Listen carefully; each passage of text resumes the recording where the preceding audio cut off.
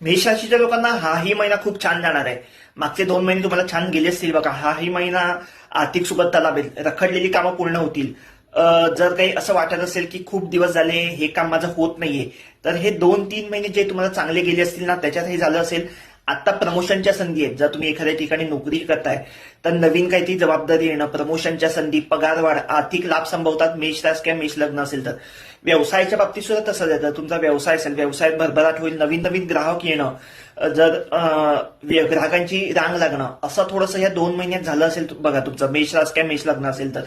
त्याच्यामुळे मेष रास, मेष लग्न असेल, मेष चंद्र रास असेल, जरी तुमची 7.5 चालू असेल तरीही हे 3 महिने तुम्हाला चांगले जाणार आहेत. त्याच्यामुळे 7.5 चालू आहे मेष राशीला, मग माझं वाईटच होणार, माझं काही चांगलं होणार नाही, हा भ्रम काढून टाका. असं काही नसतं. तुमच्या कर्मावर सगळं अवलंबून आहे. 7.5 ही मी म्हणतो नेहमी चांगलीच असते. जे काही होतं ते तुमच्या चांगल्यासाठीच होतं. त्याच्यामुळे 7.5 आहे म्हणून निराश होऊ नका, घाबरून जाऊ नका. हाही महिना चांगला जाणार आहे. तुम्हाला आर्थिक लाभ सुद्धा होतील काही ना काही माध्यमातून. आता ते कसेही होतील, तुमच्या कुंडलीवर सगळं अवलंबून आहे. मी सगळं सांगतो ते ढोबळ मानाने. तुमच्या कुंडलीत योग्य काळ, योग्य दशा असेल, सगळं काही व्यवस्थित असेल तर तुम्हाला 100% नवीन नोकरीच्या संधी पण आहेत.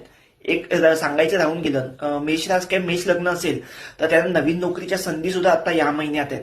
जर तुम्हाला नोकरीच नसेल, नोकरीच्या शोधात असाल तर जास्तीत जास्त प्रयत्न करा. या महिन्यात नवीन नोकरीच्या संधी आहेत तुम्हाला. पण एकूणच मेष राशीला जर चंद्र रास आहे म्हणा किंवा तुमची लग्न रास आहे, जे काय आहे, ही महिना तुम्हाला खूप छान जाणार आहे. त्याच्यामुळे काही टेन्शन घेऊ नका, मानसिक तणावाखाली राहू नका, बिंदास जगा. पुढे सगळं काही छान होणार, काही टेन्शन घेऊ नका. All the best.